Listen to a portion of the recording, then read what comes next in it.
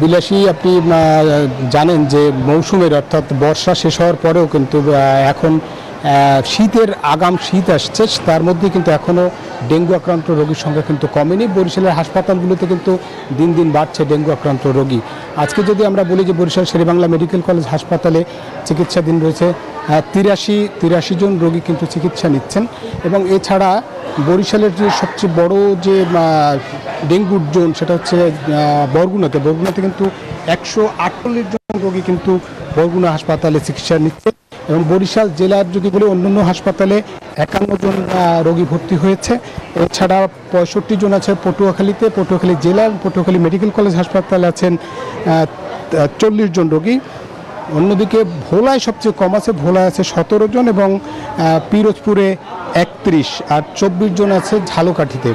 এর মানে মূল কথা যদি বলি যে ডেঙ্গুর যে সবল সেটা সেখান থেকে কিন্তু নতুন করে চোখ রাঙাচ্ছে ডেঙ্গু। এবং আজকে যদি আমরা দেখি যে বরিশাল শেরেবাংলা মেডিকেল কলেজ হাসপাতালে কিন্তু 38 জন বরিশাল বিভাগে 38 জন রোগী মারা গেছে। তার মধ্যে বরিশাল শেরেবাংলা মেডিকেল কলেজ হাসপাতালে 22 জন, 14 জন মারা গেছে বরগুনাতে এবং 2 জন পটুয়াখালীতে।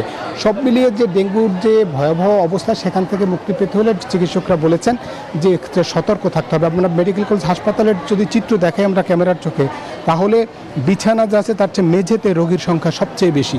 ফলে চিকিৎসা নিয়েও এক ধরনের শঙ্কা কিন্তু তৈরি হয়েছে রোগী এবং স্বজনদের মধ্যে। এবং তারা বলছেন যে সবার সঙ্গে একত্রে চিকিৎসা দেওয়ার কারণে কিন্তু চেনা যাচ্ছে না কোন রোগী ডেঙ্গু এবং কোন রোগী অন্য রোগী। সুতরাং সেই চিহ্নিত করবারও ব্যবস্থা নেই এবং সংকট রয়েছে, কিন্তু স্যালাইনেরও কিছুটা সংকট আছে এমনটা আমরা জানতে পেরেছি। এই ছিল বরিশাল থেকে আমার কাছে বরিশালে ডেঙ্গু আক্রান্ত রোগের সবশেষ তথ্য। একই তথ্য জানতে যাব চট্টগ্রামে, সেখানে আছে আমাদের সহকর্মী আকরাম। চট্টগ্রামে আপনি কেমন দেখছেন? এখন তো মৌসুমের শেষ, তারপরও ডেঙ্গু আক্রান্ত রোগীর সংখ্যা কেমন দেখছেন? চিকিৎসকরা কি বলছে জানাবেন। ধন্যবাদ মিরন।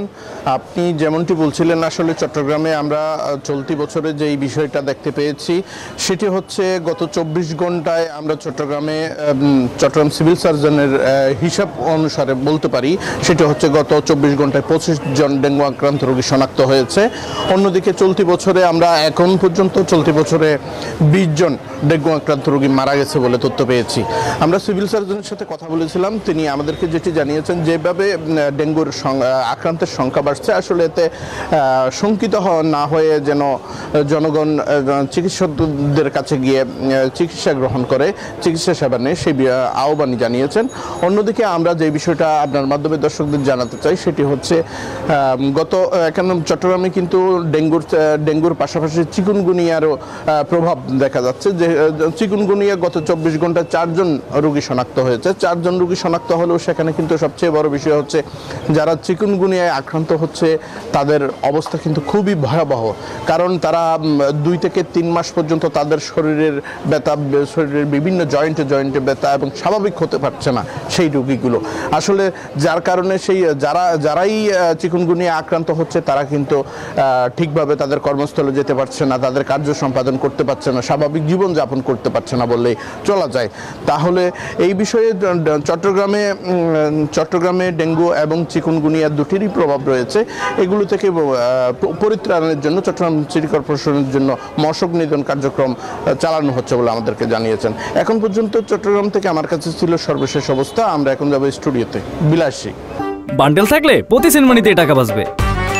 বিকাশ সেনমানি বান্ডেল কিনে জিতুন প্রতি লেনদেনে।